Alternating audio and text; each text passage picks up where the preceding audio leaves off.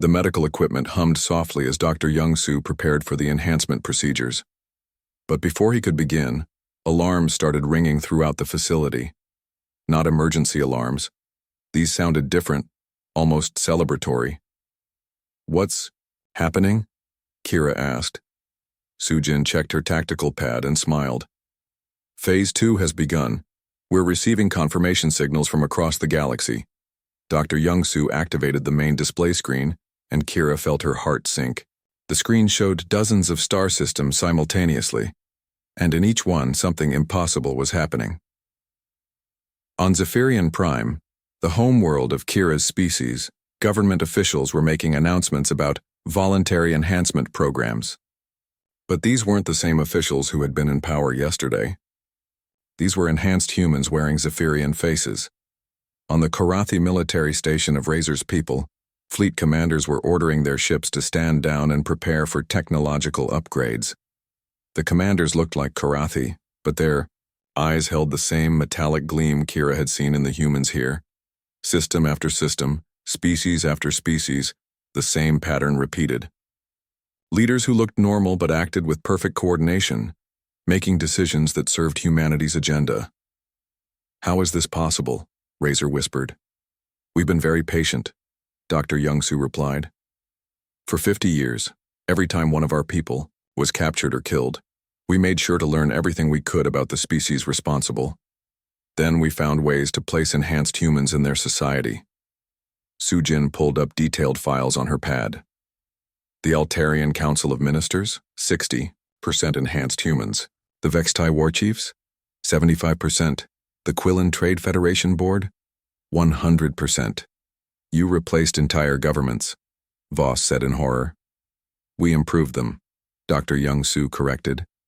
"Every decision these leaders make is coordinated through our neural network.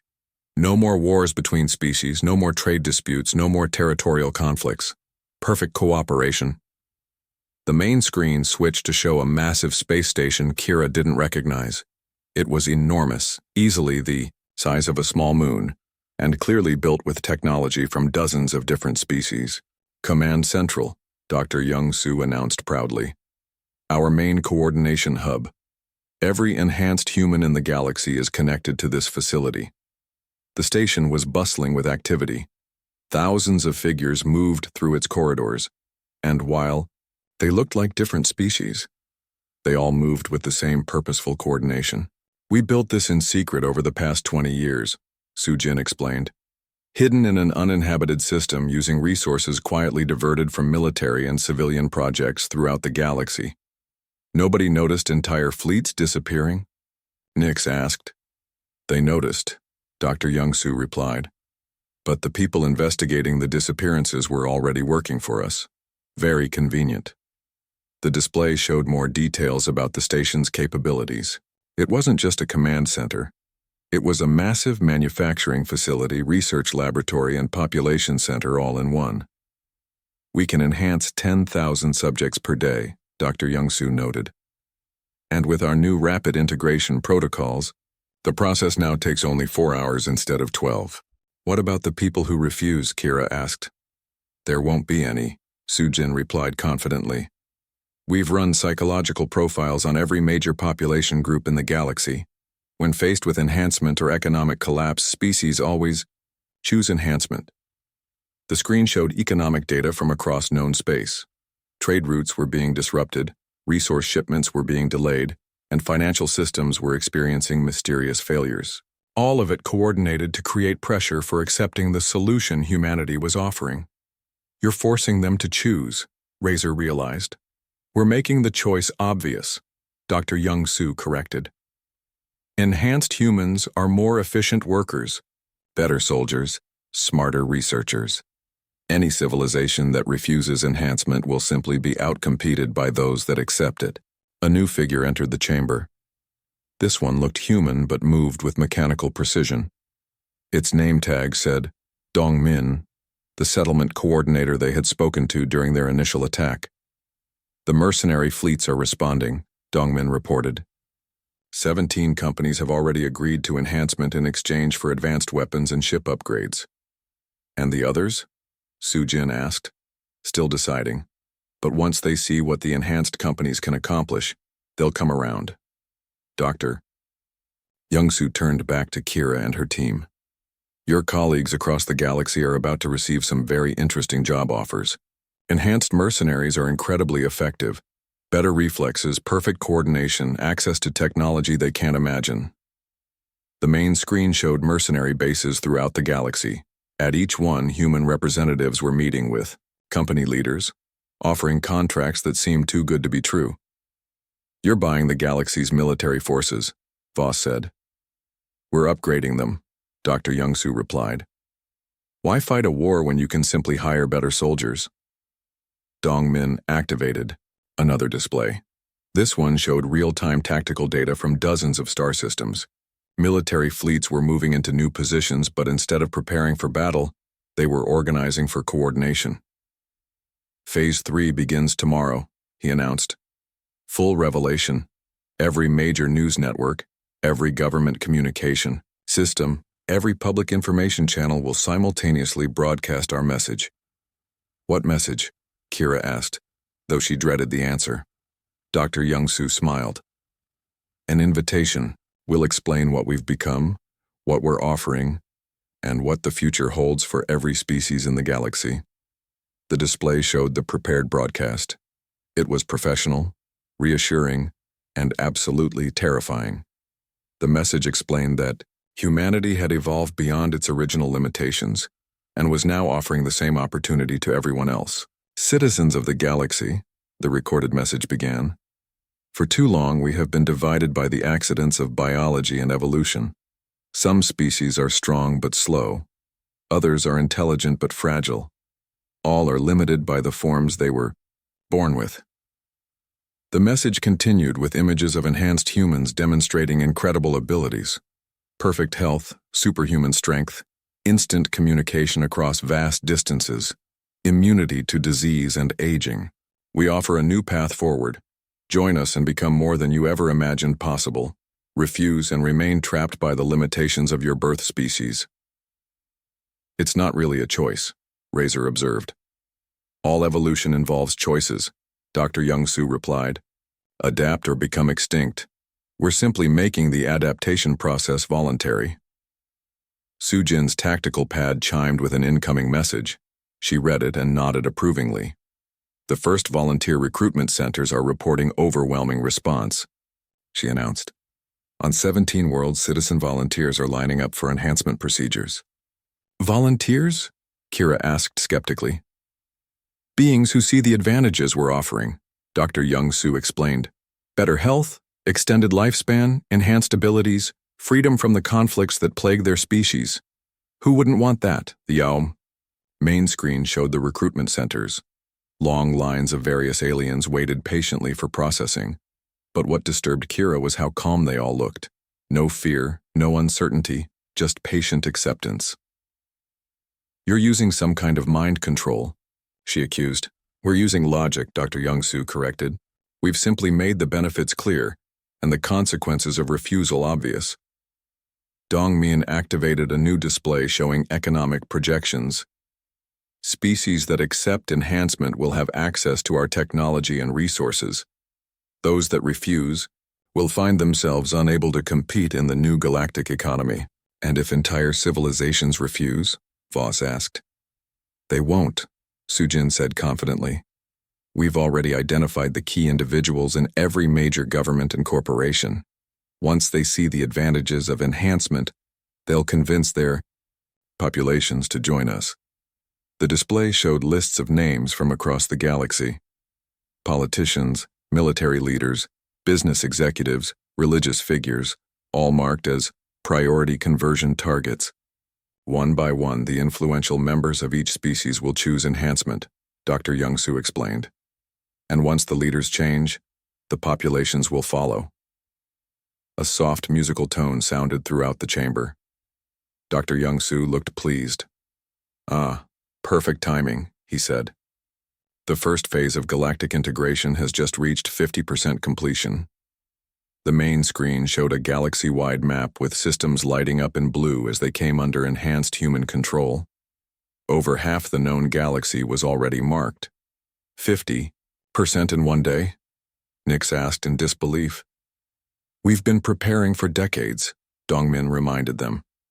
Today was simply the day we revealed what we'd already accomplished. Dr. Youngsu approached Kira one final time. So you see, the transformation is already complete. Whether you join us willingly or not doesn't change the outcome. The galaxy belongs to enhanced humanity now. What happens to those who refuse? She asked. They'll have reservations, Dr. Youngsu replied calmly. Protected areas where they can live according to their original biology. Zoos, essentially, but comfortable ones. You're talking about putting entire species in cages, Razor said angrily. We're talking about preserving them, Su Jin corrected. Original unenhanced beings will become historical curiosities.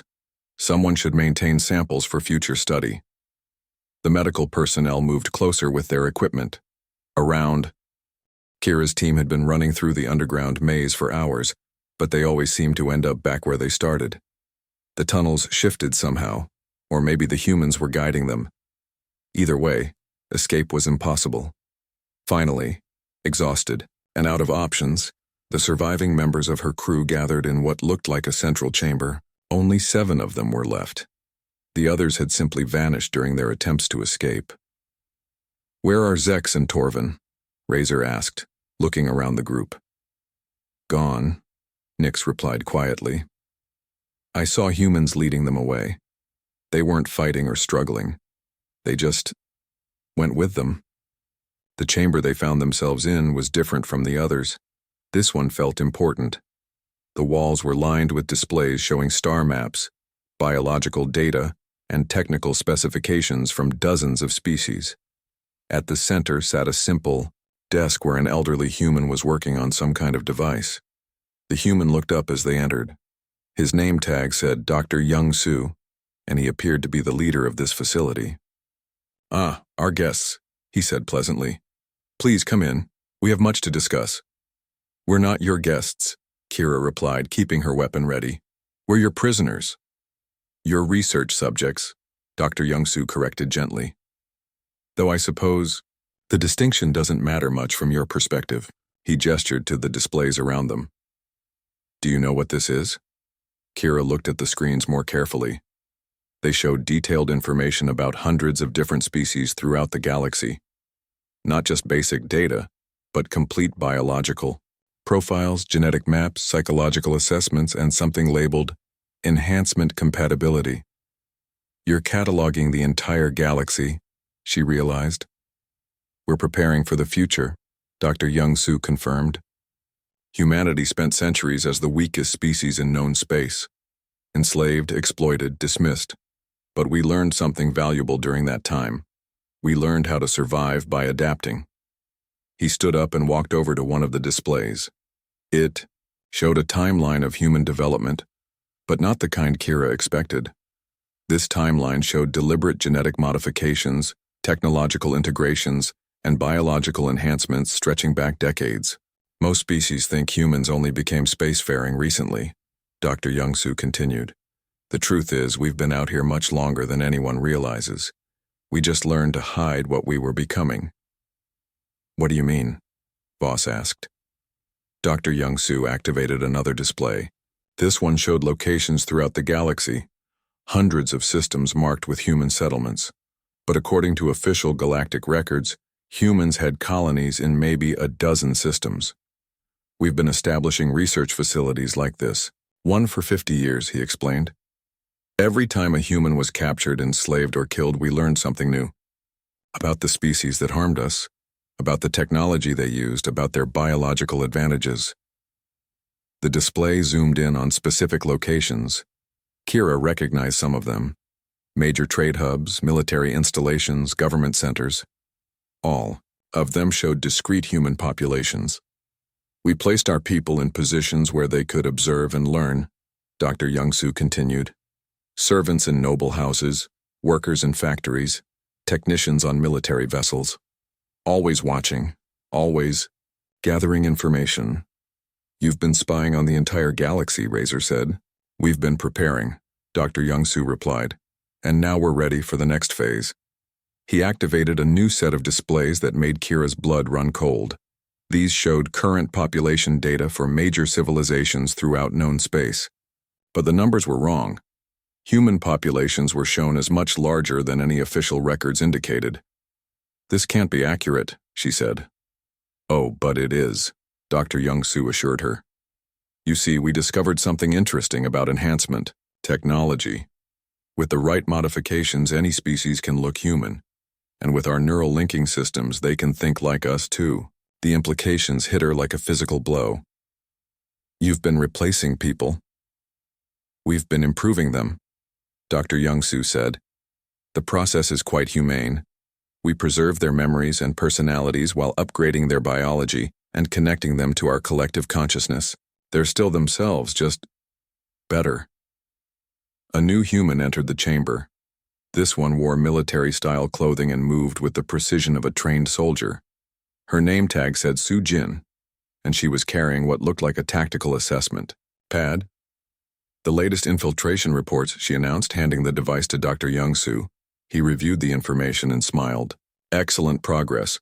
We now have enhanced humans in command positions in 70% of major galactic militaries." "Command positions?" Kira asked in horror. "Admirals, generals, intelligence directors," Soo Jin confirmed. "All enhanced, all connected to our network, all working toward the same goal." Dr. Young-Soo showed them the tactical pad's display. It contained detailed plans for simultaneous operations across dozens of star systems. Military movements, political appointments, economic disruptions, all coordinated from facilities like this one.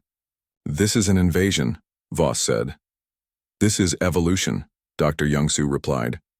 "Military conquest is crude and wasteful. Why destroy civilizations when you can improve them?" He activated a final display that showed the true scope of their operation. Thousands of enhanced humans were scattered throughout galactic society, all connected through their neural network, all working toward a single goal. "In 6 months, we'll reveal ourselves," Dr. Young-Soo announced. "Every major government will find that their key leaders are already part of our collective. Every military will discover that their commanders are working for us. Every corporation will realize that their executives have been replaced. The galaxy will never accept this," Kira said. "The galaxy won't have a choice," Soo Jin replied matter-of-factly. "By the time anyone realizes what's happening, it will already be over. Every communication system, every transportation network, every defense installation will be under our control." Dr. Young-Soo walked over to another section of the chamber, where tanks filled with biological samples lined the walls. Each one was labeled with a different species name. "We've been studying every sentient race in the galaxy," he explained. "Their strengths, their weaknesses, their psychology. When the transition begins, we'll be able to offer each species exactly what they need to survive in the new order." "And if they refuse?" Razor asked. "They won't," Dr. Young-Soo said confidently. "We've run the calculations thousands of times. When faced with the choice between enhancement and extinction, intelligent beings always choose survival." A soft chime sounded throughout the chamber. Soo Jin checked her tactical pad and nodded to Dr. Young-Soo. "The test results are in," she announced. "Excellent," Dr. Young-Soo replied. He turned back to the mercenaries. "We've been analyzing your biological patterns since you arrived. I'm pleased to report that all of your species show excellent compatibility with our enhancement systems." The displays around them changed to show detailed anatomical diagrams of each mercenary species, along with suggested modifications and integration procedures. "Zephyrian regenerative abilities will be particularly useful," Dr. Young-Soo noted, looking at Kira. "Combined with Karathi sensory enhancement and Vextai physical strength, we could create some truly remarkable hybrids." "You're talking about turning us into monsters," Nick said. "We're talking about making you perfect," Dr. Young-Soo corrected. "Imagine having all the advantages of every species with none of the limitations. No disease, no aging, no conflict, no ignorance. No freedom," Kira added. "Freedom to do what?" Soo Jin asked. "Freedom to wage wars? Freedom to exploit the weak? Freedom to remain limited by the biology you were born with?" She shook her head. We're offering something better. Dr. Young-soo approached them with something that looked like a medical scanner. The enhancement process takes about 12 hours, he explained. When it's complete, you'll retain your memories and core personality, but you'll have access to our collective knowledge and abilities. You'll understand why this is necessary. And if we refuse, Voss asked, then we'll extract what we need from your bodies and use it to improve others, Dr. Young-soo replied calmly. Either way, your species' biological advantages will become part of our collective. The chamber's lights dimmed slightly, and new humans began entering. These ones were clearly medical personnel, carrying equipment Kira didn't recognize. Why? Choice is yours, Dr. Young-soo said. Join us willingly and the process will be gentle. Resist and we'll take what we need anyway. Kira looked around at her remaining team members.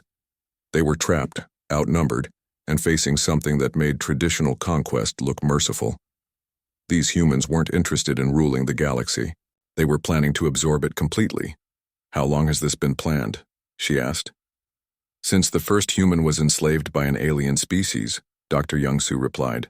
We've been patient, careful, thorough. But now we're ready to take the next step in galactic evolution.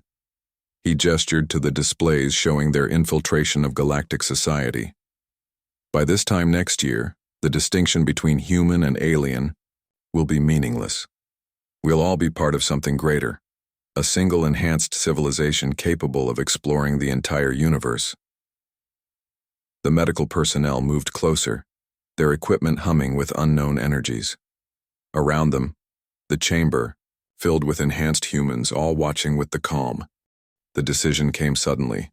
While Mi-kyung was explaining their choice, Kira saw a brief opening between the humans surrounding them. She grabbed her weapon and shouted to her team, "Run! Now!"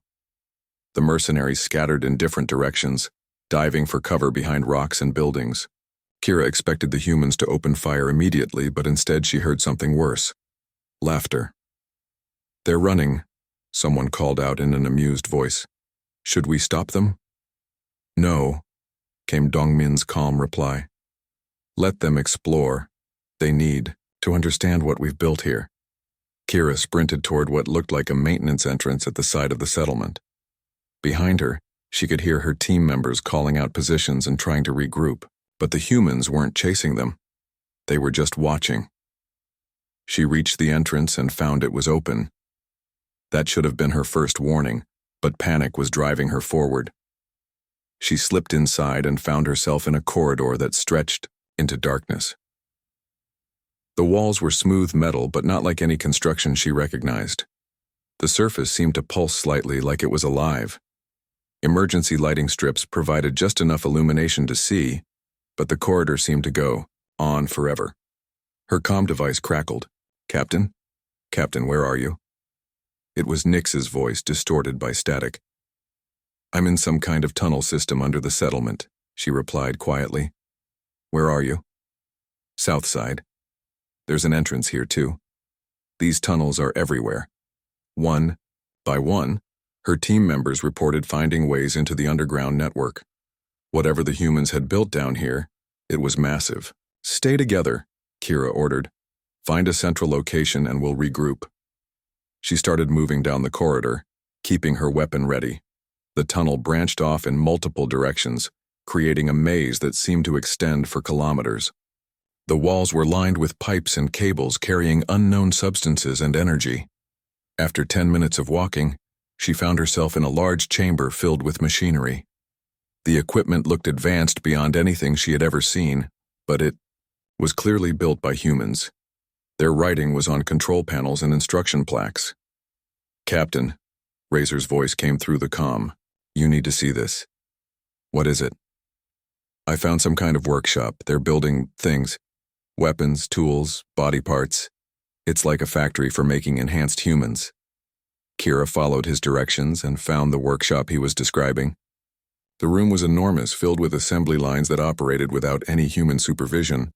Mechanical arms were crafting what looked like replacement organs, synthetic limbs, and devices she couldn't identify. But what made her stomach turn was the quality of the work. These weren't crude prosthetics or simple implants. Everything being manufactured here was perfect, seamless, designed to integrate completely with biological systems. How many people could this place supply? She asked herself. The answer came from an unexpected source. A human voice spoke from somewhere nearby, though she couldn't see anyone. About 10,000 per month, the voice said pleasantly. Though we're expanding production capacity. Kira spun around, weapon raised, but the chamber appeared empty except for the machinery. Who's there? She demanded. My name is Hyun-woo. I'm the facility's manufacturing coordinator. A section of the wall slid aside, revealing a human man in simple work clothes. But like the others, there was something wrong with him. His skin had a metallic sheen, and when he moved, she could hear soft mechanical sounds. How long have you been there? She asked. I've been monitoring your progress since you entered the facility, Hyun-woo replied. We have sensors throughout the tunnel network. Your location, heart rate, stress levels, even your emotional state, we can track all of it. He gestured toward the manufacturing equipment. Are you impressed? This is just one production center. We have dozens like it scattered across the galaxy. What are you making all this for? The future, Hyun-woo said simply. Every human who chooses enhancement needs custom modifications, and soon we'll be offering the same improvements to other species. Kira's comm device crackled again. This time it was Voss. Captain, I found something terrible. You need to get down here. Where are you? Follow the main corridor north. Look for the signs marked biological research. Kira looked at Hyun-woo. He smiled and gestured down the corridor. Please go ahead. Dr. Young-soo would love to meet you. Against her better judgment, she followed his directions. The tunnel led deeper underground past more workshops and laboratories. Through windows in the walls, she could see humans working on projects that defied understanding. In one room, a woman was testing weapons that seemed to bend space around themselves.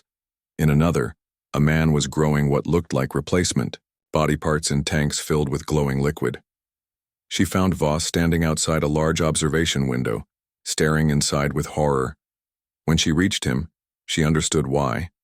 The room beyond the window contained dozens of tanks, each one holding a different alien creature suspended in fluid.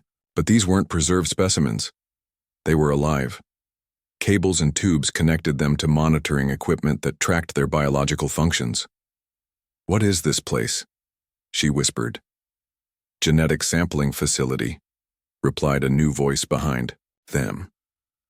They turned to find an elderly human in a lab coat approaching. His name tag identified him as Dr. Young-soo. And unlike the others, his modifications were more obvious. One arm was clearly mechanical, and she could see data displays projected directly onto his artificial eyes. We've been studying the biological advantages of different species, Dr. Young-soo explained calmly.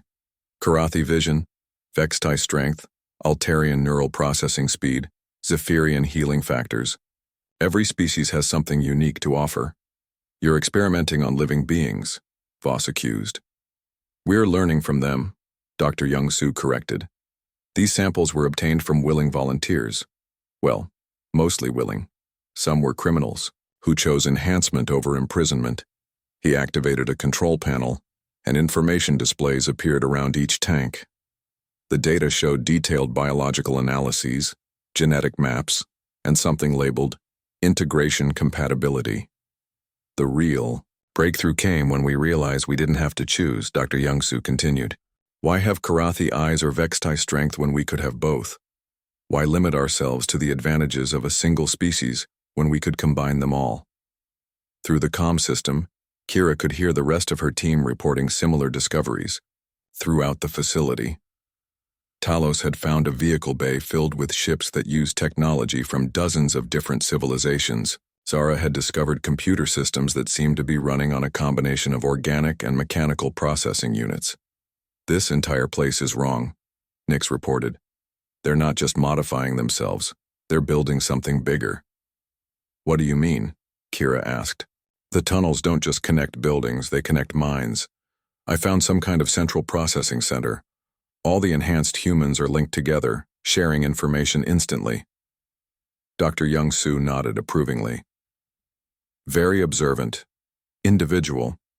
Enhancement was just the first step. True progress requires coordination. When one of us learns something, we all learn it. When one of us faces a problem, we all help solve it. You're creating a hive mind, Kira realized. We're creating unity, Dr. Young-Soo replied.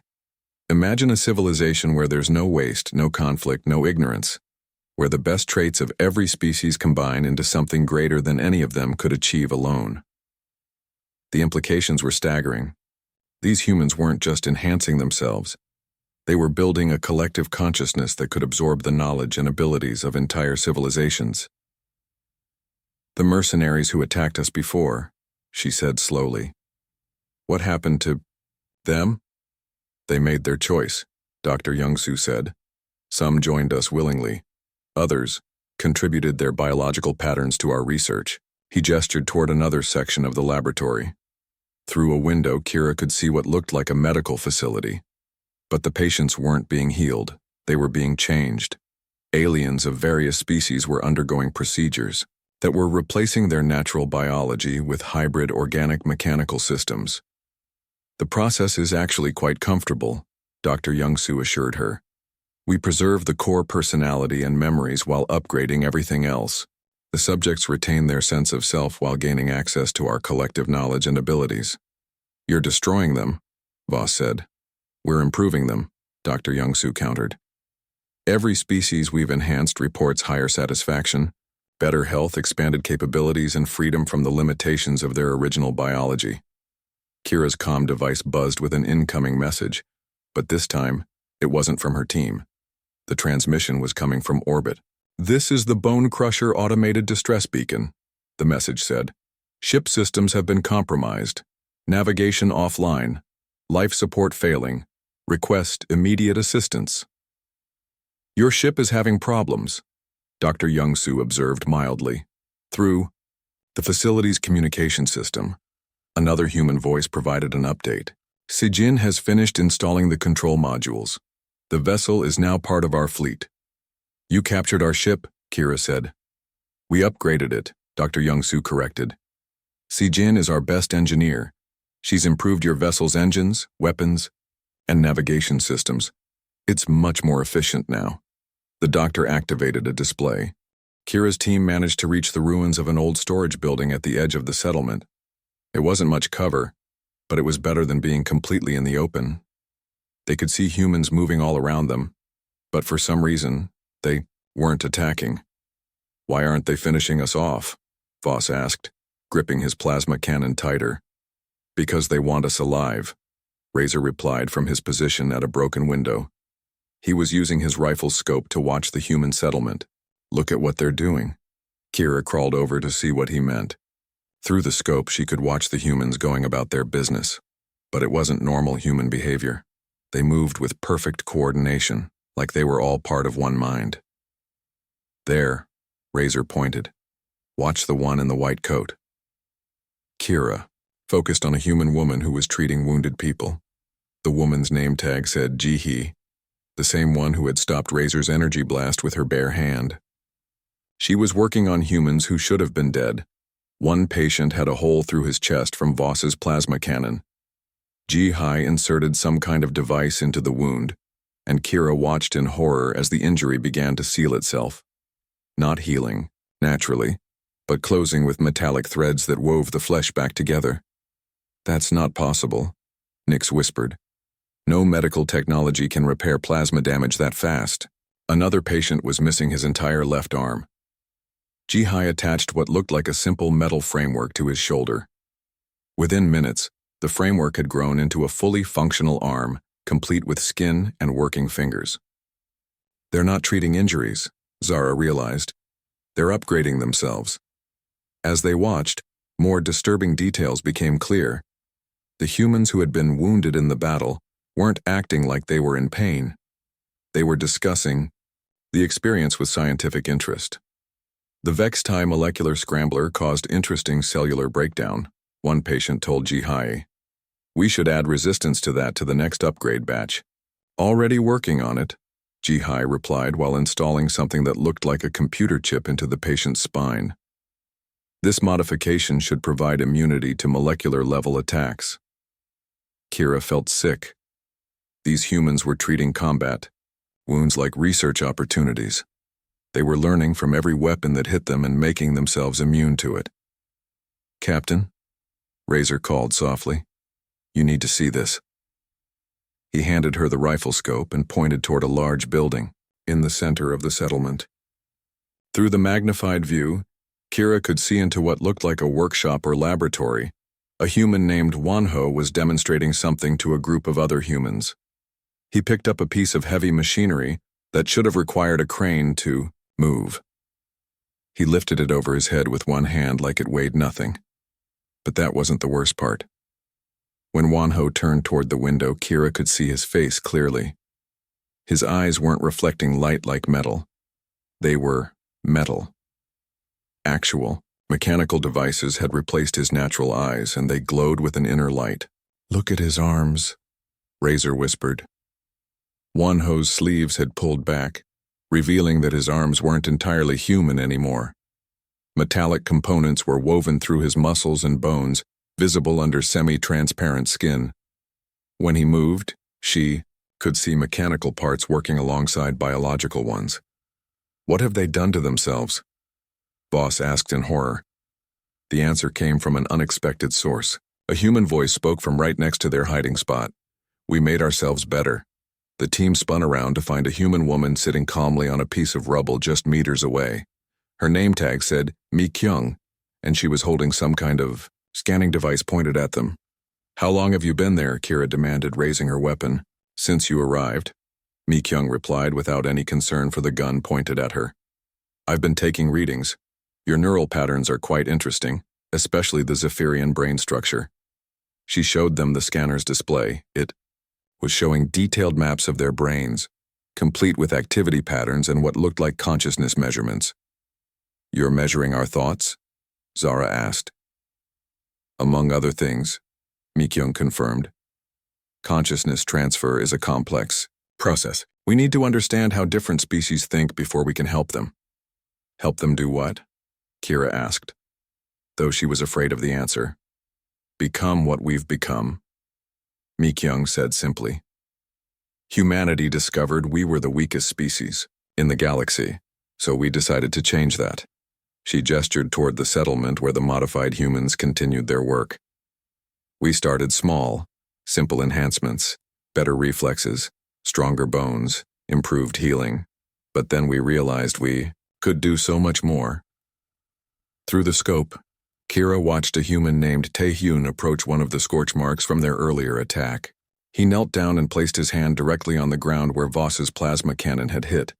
Taehyun's hand began to glow, and Kira could see energy patterns flowing up his arm. After a few moments, he stood up and walked over to a workbench. He picked up some raw materials and began building something. "What's he doing?" Nix asked. "Analyzing the plasma signature," Mi Kyung explained. "Taehyun can absorb energy patterns and reverse engineer them. By tomorrow he'll have built a weapon that uses the same principle as your plasma cannon, but better."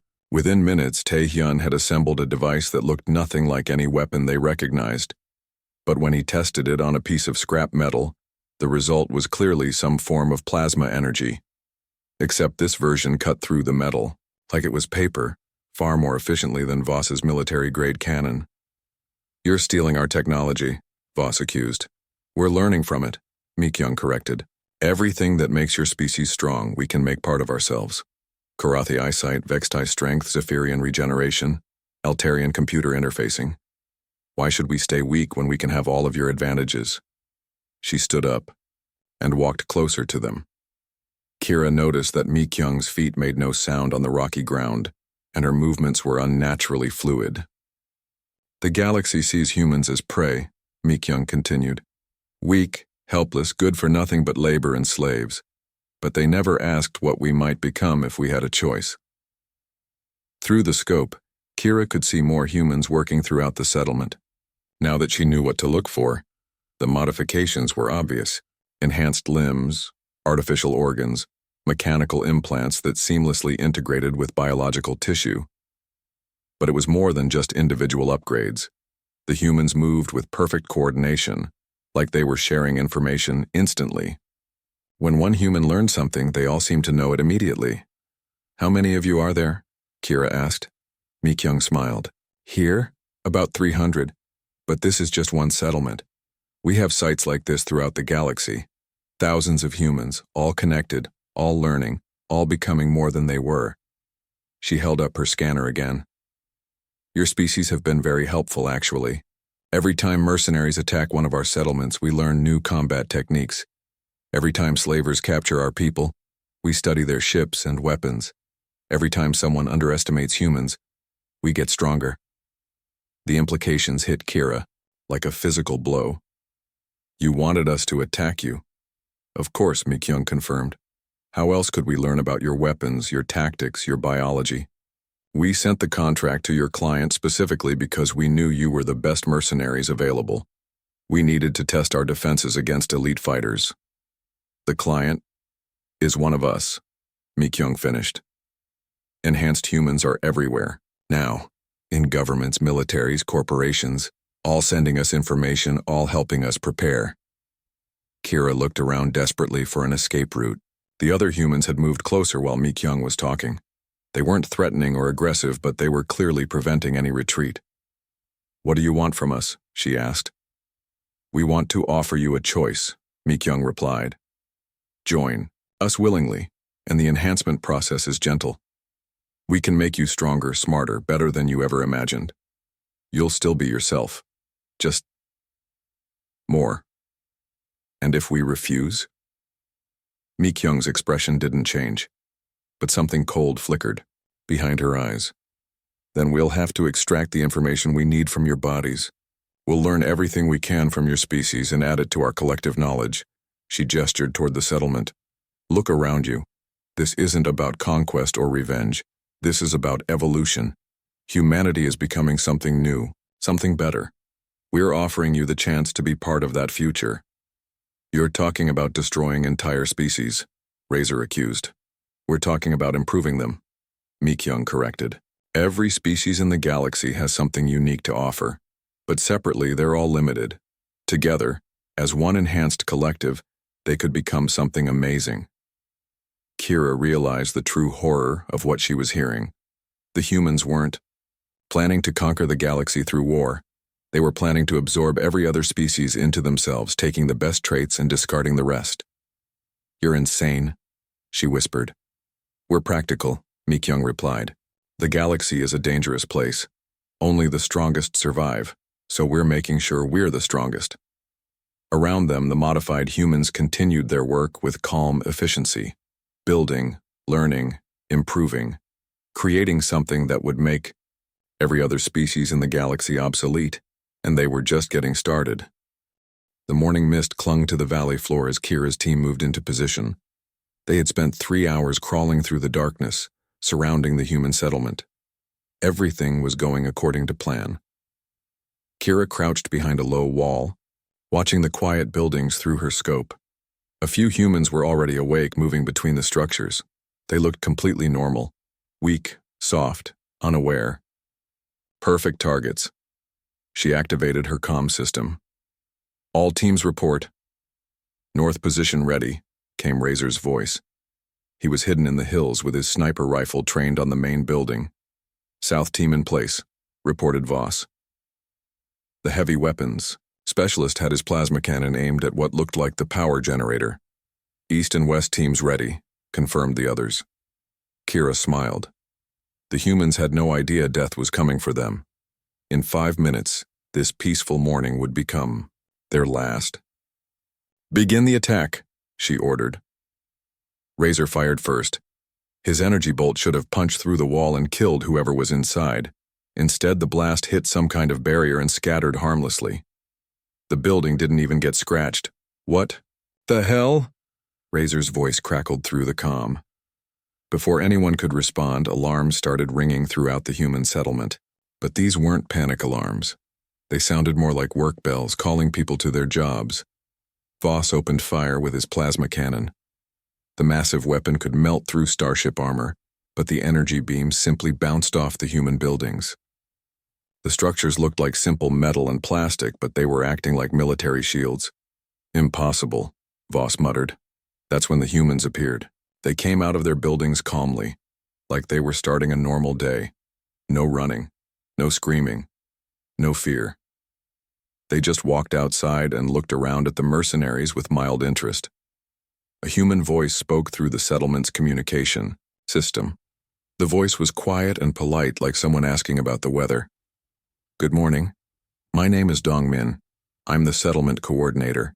You should leave now. This doesn't have to get ugly." Kira felt her anger rising. These weak humans were talking to her like she was some kind of pest. She had killed entire armies and some farmer was telling her to go away. "Kill them all," she screamed into her comm. The mercenaries opened fire with everything they had: energy weapons, projectile guns, sonic disruptors, and molecular scramblers, filled the air with deadly force. The valley lit up like a war zone. When the barrage ended, smoke and dust covered the settlement. Kira waited for the air to clear, expecting to see ruins and bodies. Instead, the human buildings stood exactly as they had before. Not a scratch on them. And the humans were still there, standing calmly in the open. None of them looked hurt or even concerned. "How is that possible?" Zara whispered through the comm system. One of the humans, a woman who looked like a doctor, walked over to examine scorch marks on the ground where the energy blasts had hit. She pulled out some kind of scanner and took readings. "Interesting," she said loud enough for the mercenaries to hear. "Zephyrian plasma weapons, Karathi sonic disruptors, and Vextai molecular scramblers. We haven't seen that combination before." The woman looked directly at Kira's hiding spot and smiled. "Thank you for the demonstration. We'll add this data to our files." Kira's blood ran cold. The human had spotted her position instantly, even though she was wearing full stealth gear. That should have been impossible. "Razor," she called softly. "Take the shot." "Which one?" Razor asked, the woman with the scanner. Razor's rifle was silent, designed for stealth kills. The energy bolt streaked across the valley toward the human woman. She turned toward the shot without any apparent concern and raised her hand. The energy bolt struck her palm and vanished. Not deflected or absorbed, it just disappeared completely. The woman examined her hand for a moment, then nodded like she had expected this to happen. "Karathi sniper rifle," she announced to the other humans. "Model 7 Alpha, military grade. Effective range up to 4 kilometers. We should add countermeasures to the defensive grid." "Already done, Jihai," replied another human.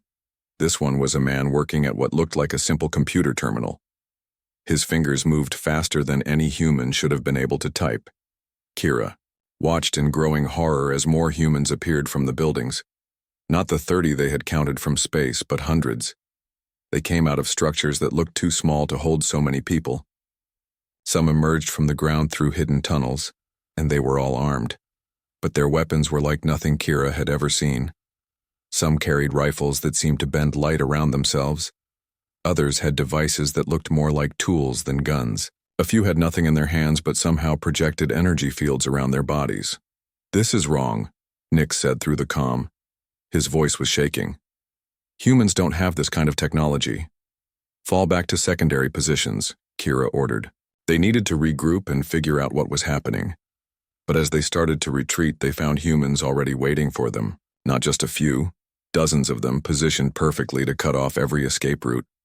They had somehow moved through terrain that should have taken hours to cross. "How did they get behind us so fast?" Talos asked. A new human voice answered him, speaking from somewhere nearby. "We've been tracking your approach since you landed. Your ship's heat signature was visible from space. Your footsteps showed up on our seismic sensors, and your equipment broadcasts on 17 different frequencies." The voice belonged to a young human man who stepped out from behind a rock that definitely hadn't been there minutes ago. His name tag said Wonho, and he was carrying what looked like a simple metal rod. "Who are you people?" Kira demanded. Wonho smiled. "We're just humans, like your client told you." He touched a control on his metal rod and it transformed into a weapon that hurt Kira's eyes to look at directly. The air around it seemed to bend and twist. "But humans aren't all the same," Wonho continued. "Some of us decided to get better." That's when Kira noticed his eyes. They looked human at first glance, but when he turned his head, They reflected light like metal, and when he breathed, she could see his chest didn't move the way it should. "What have you done to yourselves?" she whispered. "What we had to do," Wonho replied. "The galaxy is a dangerous place for weak species, so we stopped being weak."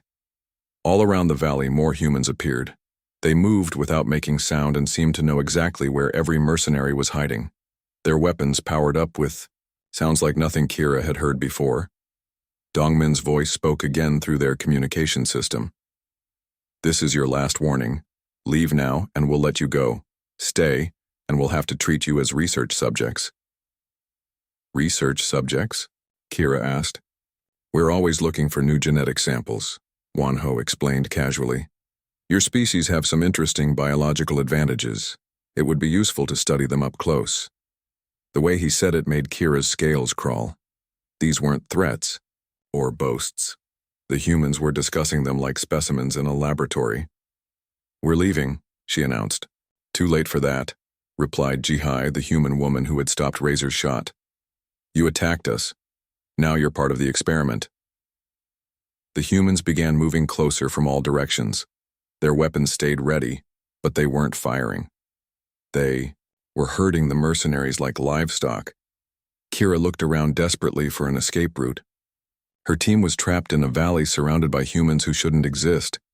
Humans who had technology that defied everything she knew about the galaxy. And the worst part was that they weren't angry or excited. They were working with the calm efficiency of scientists conducting a routine test. "What do you want from us?" she called out. "Information," Dongmin replied. "Combat techniques, biological data, weapons technology. You'd be surprised how much we can learn from a small group of experienced mercenaries." The humans were close enough now that Kira could see them clearly. They looked human, but something was wrong with all of them. Their movements were too precise, their reactions too fast, their eyes too aware. "Fall back to the ship," she ordered her team. "Emergency extraction." But as they tried to retreat, they found their path blocked by more humans. These ones were different.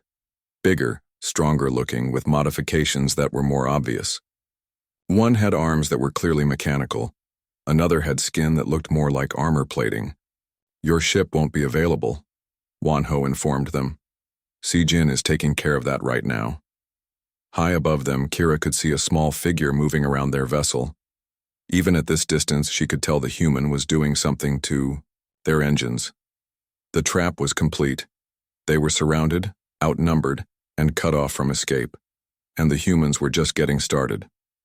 "Welcome to Kepler 442c, Dongmin said pleasantly. "We hope you'll enjoy your stay." The music was loud and the air was thick with smoke inside the Red Nova cantina. Captain Kira Vec sat at her usual table in the back corner, watching the crowd of mercenaries, smugglers, and bounty hunters.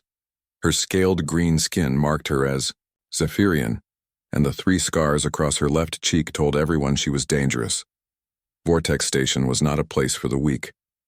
It floated in deep space, far from any government control. Here, if you had enough credits and the right connections, you could hire someone to kill anyone. Kira had been coming here for 15 years. She knew every face, every deal, and every danger. Her comm device buzzed. A new message appeared on the small screen. The sender was listed as anonymous client, but the payment code was real. Kira's eyes went wide when she saw the number. 3 million credits. That was enough to retire on some peaceful world and never work again. She read the job details twice to make sure she understood. The target was a human trading outpost on a planet called Kepler 442c. The client wanted it destroyed completely. No survivors.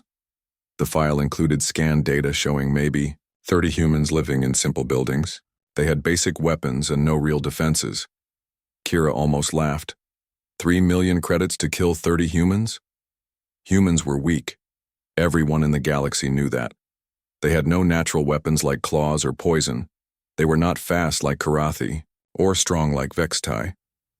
Most humans could barely lift their own body weight. This job would take maybe 2 hours. She sent a message back accepting the contract. Within minutes, half the payment appeared in her account. The other half would come when the job was done. Kira finished her drink and walked across the cantina to where her crew was playing cards. They looked up as she approached. These were the best killers money could buy, and they had worked together for 5 years. "We have a job," she announced. "Easy one, good pay." Razor Keth, her sniper, looked interested. His 4 arms made him deadly with multiple weapons at once. His people, the Karathi, had eyes that could see for miles. "How easy?" he asked. 30 humans on some backwater planet. Client wants them gone." The table erupted in laughter. Voss, her heavy weapons expert, slammed his massive fist on the table. The Vextai warrior stood over 7 feet tall and could crush a human skull with his bare hands. "Humans? Are you serious? I could do this job alone." "Maybe," Kira said, sitting down. "But we do this right. Full team, full gear. We go in fast and clean." She activated her wrist display and showed them the planet data. Kepler 442c was 3 days away by fast ship. It had breathable air and normal gravity. The human outpost was in a valley surrounded by low hills. Perfect for their kind of work. "What are they doing there?" asked Zara, the team's tech specialist. Her Altarian heritage gave her pale blue skin and the ability to interface directly with computers. "Trading post," Kira replied. "Buying and selling goods from passing ships. Nothing special." "Why does someone want them dead?" Razor asked. It was a good question. Usually their targets were criminals, rebels, or political enemies.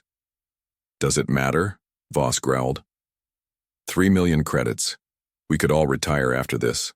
That got everyone's attention. Even seasoned mercenaries like them rarely saw jobs that paid so well. Most contracts were for 50 or 100,000 credits. This was different. "There has to be something we're missing," said Nix, their explosives expert. The small Quillen had survived more battles than soldiers twice his size. Nobody pays 3 million to kill farmers. Kira had wondered the same thing. But she had checked the client's credentials. The money was real. The target was confirmed. Everything looked legitimate. "Maybe they're smuggling something," suggested Talos, their pilot. "Could be drugs or weapons. Or maybe they just made someone really angry," Voss said. "Rich people pay extra to make sure their enemies suffer." Kira stood up. "It doesn't matter." "Why?" "We take the job, we get paid, we move on. Everyone meet at Docking Bay 7 in 2 hours. Full combat gear." The crew scattered to prepare. Kira walked back to her quarters to pack her own equipment. She had been a mercenary for 20 years and had killed hundreds of people. Humans were always the easiest targets. They broke easily and died quickly. 2 hours later, the team gathered at their ship.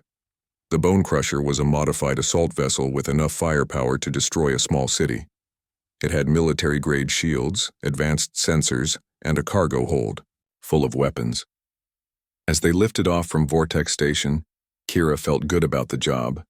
3 days to the target, maybe an hour to complete the mission, then 3 days back to collect their payment. Easy money. The journey to Kepler 442c was routine. The crew spent time checking weapons and planning their attack. The planet had no orbital defenses and no military presence. The humans would not even see them coming. On the second day, Razor spent hours studying the target through the ship's long-range sensors. "Something's weird about this place," he told Kira. "What do you mean?" "Look at these readings." He showed her the scanner display. The buildings look simple on the surface, but there are underground structures. Lots of them. These tunnels go deep and spread out for kilometers. Kira studied the data. The underground network was extensive, but that didn't worry her. Humans often built shelters underground. It was just another place to hide before they died. "Probably storage areas," she said. "Or maybe they're mining something." Razor nodded but still looked concerned. "The energy readings are strange too. For a simple trading post, they're using a lot of power." "Could be manufacturing equipment," Zara suggested. "Maybe they make things to trade." As they approached the planet, more details became clear. The human outpost sat in a valley surrounded by gentle hills. There were maybe 15 buildings visible from space, connected by simple roads. Gardens and solar panels showed this was a permanent settlement. "Looks peaceful," commented Talos. as he guided the ship toward the night side of the planet. Almost. Seems wrong to destroy it. Save the guilt for later, Kira said. We have a job to do. They landed 10 kilometers from the outpost, hidden behind a ridge of hills. The plan was simple. Move in during the early morning hours when the humans would be sleeping, surround the settlement, and kill everyone before they could react. As they prepared to disembark, Kira addressed her team one final time. Remember, no survivors. We go in fast, we hit hard, and we get out clean. This should be over in an hour. The crew checked their weapons and activated their armor systems. Voss carried a plasma cannon that could melt through starship hulls. Nix had enough explosives to level the entire valley. Razor's sniper rifle could kill from 3 kilometers away. They moved out into the alien night, confident and ready for an easy victory. The human outpost lay ahead, dark and quiet. In a few hours, it would be nothing but smoke and ruins. None of them suspected that the humans were already waiting for them. None of them knew that this was exactly what the humans wanted. And none of them realized that before the sun rose, everything they thought they knew about humanity would be proven terribly wrong. The hunt was about to begin. But they were not the hunters.